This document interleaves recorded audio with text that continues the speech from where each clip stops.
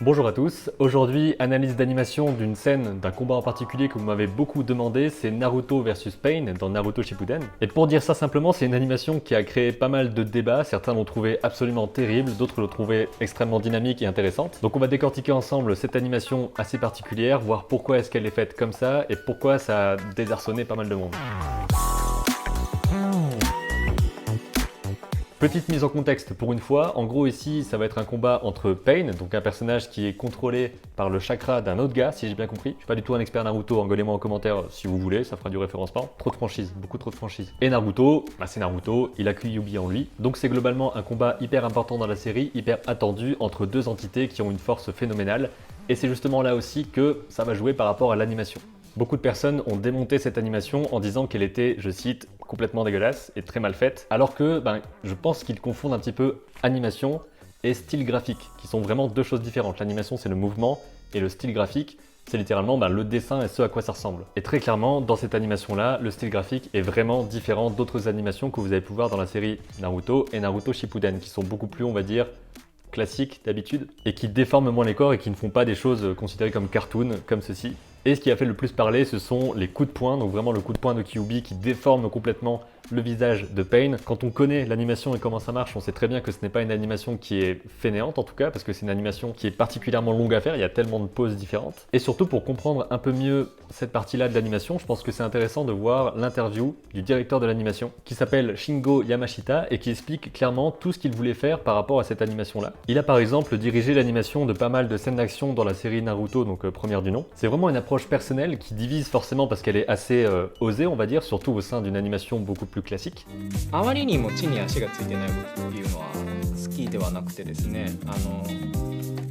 人間ができる動きっていうわけではないんですが、実際に例えば、この空間とか、時間が存在する中でこういう物体がこういうエネルギー量を持って動いてたらどう見えるかみたいなことの方を結構考えていてですね、例えば僕の動きが人間っぽくない時っていうのは僕がそれを人間だと思って描いてない時なんですね。 Donc par exemple sur ce moment-là, qui est l'un des moments qui a particulièrement fait crier beaucoup de monde, la déformation est clairement due à la vitesse. C'est un peu comme la gravité, la résistance à l'air, ces facteurs-là sont réalistes, mais le sujet de l'animation agit un petit peu comme agirait un autre objet dans la même situation. Donc clairement ici, il dit que Pain, c'est une sorte de marionnette friable. Et ici, dans ce coup de poing particulièrement cartoonesque, on va dire, il s'est inspiré d'un ballon plein d'eau qui tombe sur le sol avec vraiment une déformation complète, comme s'il y avait un fluide à l'intérieur d'une masse, comme un ballon. Et je trouve ça intéressant de voir l'inspiration derrière cette animation-là qui dénote complètement du reste. C'est pas une déformation comme dans la vidéo avec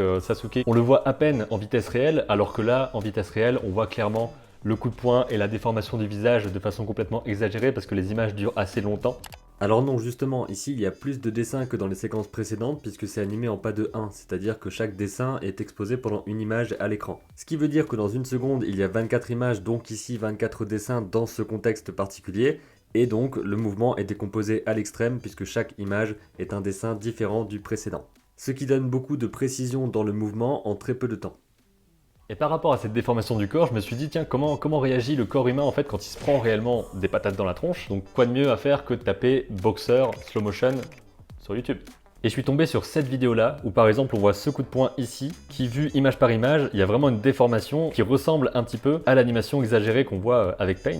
Clairement ici vous pouvez voir la vague d'énergie qui passe, son oreille qui est déplacée, et l'autre oreille aussi qui est déplacée, qui fait un petit brou brou brou brou. On peut voir vraiment que le visage humain, qui est fait d'os et de muscles relativement solides, a ce genre d'effet qui fait super étrange quand on le voit au ralenti. Et dans cette scène, c'est clairement deux entités énormes qui se battent l'une contre l'autre. Donc il y a un côté jeu sur la vitesse, on voit des choses à vitesse réelle qui sont censées être au ralenti. Enfin bref, je sens qu'il y a une idée comme ça derrière. Et j'en ai vu d'autres qui sont particulièrement impressionnants, par exemple celui-là, qui me semble juste fou. Vous pouvez voir à quel point ça se déforme ici. Donc si on fait pause sur une animation et que ça ressemble à ça, on pourrait se dire que c'est bizarre et que c'est pas réaliste. Alors que clairement, ce mec, il le vit quoi. Il le vit, le côté bec de canard ici là. Une animation que je comprends un petit peu moins, c'est celle-ci où on voit vraiment des sortes de, comme des glitches en fait. Avec vraiment les bras qui partent dans tous les sens, donc ça donne quelque chose de complètement étrange. La forme change du tout au tout, mais voilà, c'est vraiment dans cette volonté de montrer la puissance, même si là j'ai un peu plus de mal. En tout cas, en termes d'impact, par exemple ici,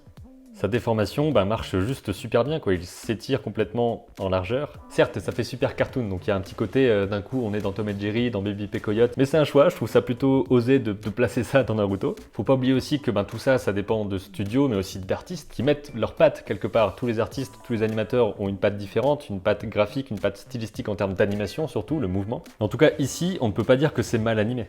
Et par exemple ici, je sais pas si c'est la même équipe qui l'a fait, je sais pas si c'est le même animateur ou même le même directeur d'animation, mais c'est une animation beaucoup plus classique du style de Naruto, où il y a vraiment assez peu d'images, on va dire. Vous voyez qu'il y a quand même beaucoup d'images qui se répètent, il y a quand même des pauses qui restent assez longtemps la plupart du temps, et c'est quelque chose de relativement rigide, on va dire. Il n'y a pas extrêmement de déformation de personnages. Donc ce sont clairement deux styles graphiques différents, deux animations de bonne qualité mais différentes. Et c'est vraiment un truc que je voulais mettre au clair, l'animation et le style graphique, donc la forme en elle-même des dessins, sont vraiment à différencier. Le mouvement n'est pas le dessin fixe quand on fait pause. Voilà ce que je voulais vous dire par rapport à ce combat. Je comprends vraiment qu'il semble bizarre à beaucoup de monde, mais en termes d'animation, je trouve quand même que c'est du bon travail, que ça montre la puissance démesurée des choses et que ça montre aussi les variations de vitesse. Je pense vraiment qu'il y a un aspect déformation de la réalité qui était voulu par le directeur de l'animation qui a ensuite dirigé d'autres animateurs pour le faire. Voir de l'animation plus expérimentale dans une production aussi cadrée et aussi vue que Naruto, je trouve ça intéressant.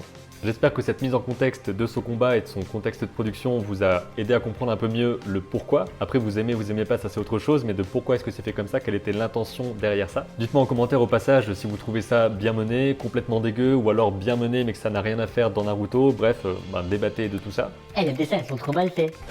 Proposez aussi en commentaire des séquences, des séries, des films à analyser, parce que je peux regarder des tonnes de choses, même des animations qui ne sont pas des animations de combat, parce qu'on fait un peu tout le temps ça pour l'instant. Merci à vous d'avoir regardé cette vidéo, je vous dis à bientôt pour une prochaine, et d'ici là, comme d'habitude, créez vos images et racontez vos histoires.